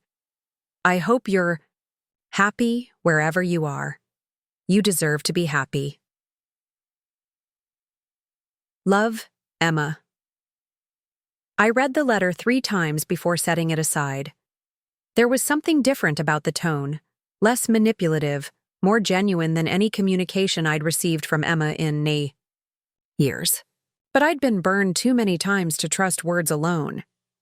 I showed the letter to Patricia during one of our monthly lunches in the city. She read it carefully, then looked up with a thoughtful expression. "What do you think?" I asked. "I think it's a start," she said. "But only a start. Words are easy, Margaret. Changed behavior is hard." Should I respond? "That's entirely up to you. But if you do, I'd suggest being clear about your boundaries and expectations." After much consideration, I wrote back. My response was brief but honest. "Emma, thank you for your letter. I'm glad to hear that you're building an honest life for yourself and Jonathan. I appreciate your apology, and I can hear something different in your words than I've heard before. Time will tell whether that difference translates into lasting change. I'm not ready to resume a relationship right now, but I'm not closing the door permanently either. Trust takes time to rebuild, and I need to see consistent evidence of the growth you're describing. I am happy. I hope someday you can say the same. Margaret." I didn't sign it Love, Grandma, or Grandma Maggie. Those were titles that would have to be earned back through actions, not claimed through blood relation. The months that followed brought occasional updates, always letters, never phone calls or requests for meetings. Emma wrote about their struggles and small victories, about Jonathan attending therapy to address his gambling and spending addictions, about her own efforts to understand how her behavior had damaged the people who loved her. The letters were different from any communication I'd ever received from Emma. They asked for nothing, offered no excuses, and didn't try to minimize the harm she'd caused. They were simply honest accounts of 2 people trying to rebuild their lives from the ground up. A year after that first letter, Emma wrote to tell me that she and Jonathan were divorcing. The process of losing everything had revealed fundamental incompatibilities in their values and priorities that they couldn't overcome. Jonathan was moving back to Boston to work in his uncle's small practice, while Emma planned to stay in New Jersey and continue building her consulting business. "I know. You probably think this proves you were right about him," she wrote, "and maybe you were. But I don't want to blame Jonathan for choices I made. I went along with everything because I wanted the lifestyle and status his family represented. I used his weaknesses to justify my own behavior. We're both responsible for what happened." That letter marked a turning point in my perception of Emma's transformation. Taking responsibility for her own choices, rather than deflecting blame onto others, was something the old Emma had never been capable of. 2 years after moving to Westport, I made a decision that surprised even me. I called the number on Emma's latest letter. She answered on the second ring, her voice tentative and uncertain. "Hello?" "Emma, it's Margaret. I was wondering if you'd like to have lunch sometime. Somewhere neutral. Somewhere we can talk." The silence stretched so long I wondered if the call had dropped. Then I heard her take a shaky breath. "I would like that very much," she said quietly. "Thank you for calling." We met at a small cafe in Princeton, halfway between Westport and Emma's apartment in Newark. She looked different, older, more serious, but also more genuine than I'd seen her in years. Her clothes were simple and well cared for rather than expensive and trendy. She wore no jewelry except a plain watch, and her hair was pulled back, in a practical ponytail rather than professionally styled. We talked for 3 hours, not about money or the past or guilt and forgiveness, but about books and current events and the challenges of starting over in midlife. Emma told me about her clients, small businesses that couldn't afford big consulting firms but needed help organizing their operations. I told her about my volunteer work and my painting classes, and my friendship with Robert. Near the end of our lunch, Emma looked at me directly and said, "I don't expect us to go back to the way things were. I know too much has happened for that. But I hope maybe we can build something new, something more honest." "I'd like that too," I said. "But it will take time." "I understand. I have time." As I drove home to Westport that afternoon, I reflected on the strange journey that had brought me to this point. The devastating betrayal at Emma's wedding had been the catalyst for the most difficult and ultimately most liberating period of my life. I'd lost a granddaughter but found myself. I'd ended a toxic relationship but opened space for healthier ones. Most importantly, I'd learned the difference between loving someone and enabling them, between supporting family and allowing myself to be exploited, between being generous and being a victim. That evening, I called Patricia to tell her about my lunch with Emma. "How do you feel about it?" she asked. "Cautiously optimistic," I said. "She seems different, more real, but I'm not rushing into anything." "Good. Trust, but verify, as they say." "Patricia, can I ask you something? Do you ever regret how everything unfolded?" She was quiet for a moment. "I regret that it took so long for us to discover the truth. I regret that Emma and Jonathan chose deception over honesty. But I don't regret that the truth finally came out." "Some relationships can only survive in darkness, Margaret. Those aren't relationships worth preserving." As I hung up the phone and prepared for bed in my peaceful Westport home, I knew Patricia was right. The past 3 years had been painful but necessary. I'd learned to value myself as much as I valued others, to set boundaries without guilt, and to understand that sometimes the most loving thing you can do is refuse to enable someone's destructive behavior. Emma and I might or might not rebuild our relationship, but either way, I would be fine. For the first time in my adult life, my happiness didn't depend on anyone else's approval or gratitude. It was mine alone, built on a foundation of self-respect and genuine connections with people who valued me for who I was, not what I could provide. The wedding that had started this journey was supposed to be Emma's fairy tale ending. Instead, it had become my new beginning. And despite all the pain and loss along the way, I wouldn't change a thing. Up next, you've got 2 more standout stories right on your screen. If this one hit the mark, you won't want to pass these up. Just click and check them out. And don't forget to like, subscribe, and turn on the notification bell so you don't miss any upload from us.